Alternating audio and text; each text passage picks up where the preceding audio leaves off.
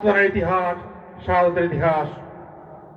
মাহমুদুর রহমান ভাই কিছু কথা বলেছেন, আমি স্পষ্ট করে বলতে চাই, এ পর্যন্ত সাম্রাজ্যবাদ বিরোধী, আগ্রাসন বিরোধী, ইসলাম বিরোধী, শেখ বিরোধী যদি আন্দোলন হয়েছে তার পূর্বভাগে ছিলেন উলামায়ে কেরাম। আজকের বাংলাদেশে যে আন্দোলন চলছে তারও শিরোভাগে আছে উলামায়ে কেরাম। তবে আমি একটা কথা স্পষ্ট করে বলতে চাই, এই বাংলার জমিনে ইসলাম আমরা কায়েম করতে চাই, যদি আমরা ইসলাম লোকের সমাজে গড়ে তুলতে চাই, তাহলে ঐক্যের কোনো বিকল্প নাই। উলামায়ে কেরামগণকে সম্মিলিতভাবে ইসলামের দলগুলোকে সম্মিলিতভাবে লড়াই করতে হবে, সংগ্রাম করতে হবে, এর কোনো বিকল্প নাই।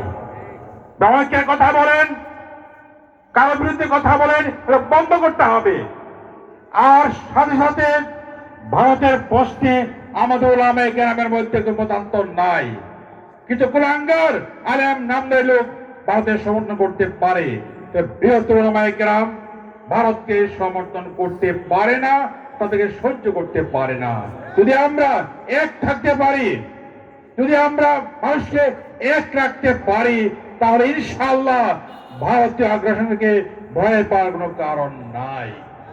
আমরা বিশ্বাস করি পরের চক্রান্ত, ষড়যন্ত্র, হাসিনার ষড়যন্ত্র কিছুই কাজে আসবে না। তবে শর্ত হচ্ছে আমাদেরকে ঐক্যবদ্ধ হতে হবে, বিভিন্ন মতপার্থক্য বলে ঐক্যবদ্ধ হতে হবে। জাতির স্বাধীনতার প্রশ্নে, ইসলাম কায়েমের প্রশ্নে, ভারতের আগ্রাসন মোকাবেলার প্রশ্নে কোনো দ্বিমত থাকার অবকাশ নাই। ভারতের চক্রান্ত প্রতিরোধ করা, আগ্রাসন প্রতিরোধ করা, সাথে সাথে এই দেশে ইসলাম কায়েম করা, ইসলামের সমাজ কায়েম করা, এর কোনো বিকল্প নাই। যদি